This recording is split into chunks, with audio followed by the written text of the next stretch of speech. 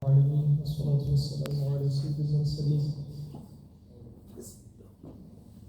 أما بعد فأعوذ بالله من الشيطان الرجيم بسم الله الرحمن الرحيم صلوا على الحبيب صلى الله عليه سيدنا محمد صلى الله عليه وسلم. Today Alhamdulillah God blessed us again to listen to the beautiful Quran in the form of our recitation in Surah Al-Taraweeh. May Allah Azza wa Jalla accept it of those who have recited and those who have listened. Ameen. In today's Taraweeh we started from Surah Al-Nisa.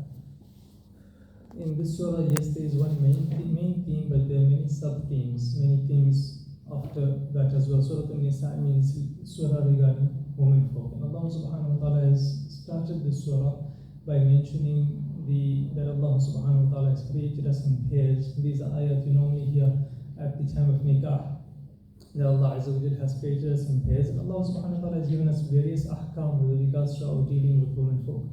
So there were ahkam regarding marriage as well, and famous ayah, I think most men folk tend to learn this ayah, in which Allah subhanahu wa ta'ala has permitted one marriage and a second marriage and a third marriage and up to 4 marriages. And then Allah subhanahu wa ta'ala says that if you fear that you might not be able to do justice, then you should have one spouse instead. And there were various other ahkam related to nikah as well in today's Salat Taraweeh. Then going on, there were a few more themes that had come in as well. Among them was the famous ayah as well, well-known ayah regarding greeting, in which Allah subhanahu wa ta'ala tells us that if somebody greets you, then you need to greet them, or we should greet them back with the same level of greeting or greater level of greeting. So this is also very beautiful, the humbleness that Islam teaches us and the recognition that we give to someone. That in the deen of Islam, greeting someone is a sunnah, but responding to the greeting is a wajib. Meaning, if you don't greet someone, you won't be sinful. But if someone greets you and you do not respond to their greeting, then you will be sinful. So if someone does greet us, then we have to give recognition to that person by responding to his greeting, and that too we have to respond equal, or we have to respond better than the greeting that they had offered to us. So this teaches us humbleness, and this teaches us that we consider everyone to be significant in our eyes, because we don't know their ranking and their status in the court of Allah subhanahu wa ta'ala. Then when going on within this surah, was one of the themes was the adab and the honor of the court of the beloved Nabi sallallahu alayhi wa sallam, and Allah subhanahu wa ta'ala told us of the honor of Rasulullah sallallahu alayhi wa sallam. There's one important mas'ala that doesn't, well, we are a little less likely to practice it in today's time, but I'll share it as well. The first one that's common that we do practice is the mas'ala regarding safar. So today we also read the ayah regarding safar, that whilst you're on safar, whilst you're on journey, then you would shorten your salahs. So all your 4 rakat fard salahs, they become shortened, they come down to 2 rakats of fard. Another question could come about whilst you're on the matter, that if someone is performing his salah whilst he's on safar, whilst he's on journey, then does the sunnah remain, or is the sunnah shortened, or does it fall away? The sunnah remains. So if you're performing your sunnah, if you can manage to perform the sunnah, then you perform the sunnah in full. If you're performing dhuhr, you're going to perform 4 sunnah. But then when it comes to fard, you'll perform 2 fard, and then you'll perform the 2 sunnah and the 2 nafil.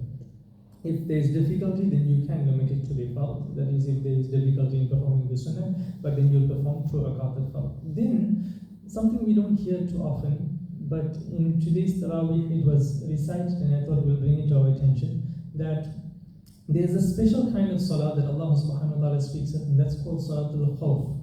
Salah when one is in fear. So in fear, this is usually during the time of battle, that the Muslim Ummah is in battle, or it can be performed at other points as well. When there's great fear, let's say for example people are in a boat and there's the fear of the boat sinking, and you need some people to be on guard, then too Salatul Khawf can be performed. If there's a fire that people are trying to contain, and you need some people to be on guard to look after, to ensure the fire doesn't spread wild, then too Salatul Khawf can be performed. And there's a few other cases, but the main case in which Salatul Khawf would be performed is during battle.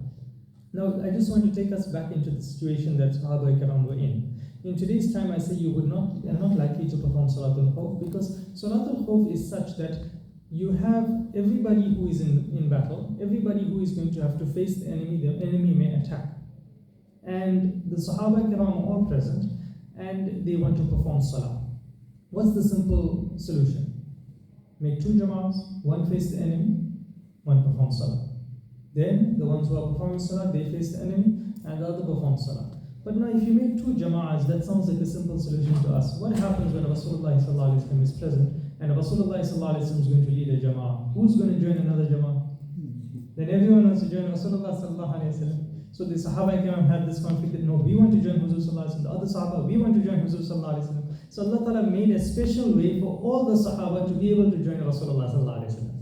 And this salah is such that, let's say if it is a safar, that means if they are on journey already, that they've gone out to fight the battle, then the Imam, who in that case was the beloved Nabi Sallallahu Alaihi Wasallam, will be performing 2 rakat al-fard if it is on safar, if it is on journey. So he will perform Sallallahu Alaihi Wasallam 1 rakah, and the Sahaba Ikram will form 2 groups, group A, group B, let's call it for now. So group A will perform 1 rakah behind Rasulullah Sallallahu Alaihi Wasallam, whilst group B holds their weapons and they face the enemy.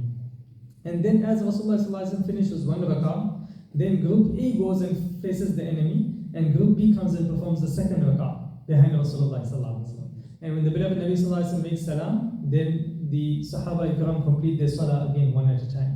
There are different aqwal, different opinions of the ulama Ikram regarding how they'll complete it, whether group B will finish theirs first and then group A, or group A, then group B, but either way it is permissible. It's just that when you have a situation that there's one imam that everyone wants to perform behind, then you have the special case of Salat al-Khawf, that both the Muslims will form 2 groups and they'll perform just 1 rakah behind the imam. If it's a 4 rakah salat, then they'll perform 2 rakat and then the other will perform 2 rakat behind the imam. So that was Salat al-Khawf, that I know is not very commonly discussed, but I just thought we'll go back to the time of the Sahaba Ikram and consider that how much they desired to stand behind the beloved Nabi Sallallahu Alaihi Wasallam, that Allah Subhanahu Wa Ta'ala actually made a special way for all the Sahaba Ikram to be able to get that benefit of standing behind Rasulullah Sallallahu Alaihi Wasallam, even in the case of battle. And none of them were disappointed, because all of them got the chance to be behind Rasulullah Sallallahu Alaihi Wasallam. Alhamdulillah, Allah Azza wa Jalla grant us or increase our love for the Holy Quran. We'll keep it summarized at this today, inshallah. There are many other ahkam that were discussed, but briefly we'll discuss as the Tarawih does go along. Sometimes there are repetition of ahkam or stories, so we'll come back to them, inshallah. Wa sallallahu ala Sayyidina Moulana Muhammad wa ala alihi wa sahbihi ajma'in wa barik wa sallim bi rahmatika ya arhamar rahimin. La ilaha illallah Muhammad.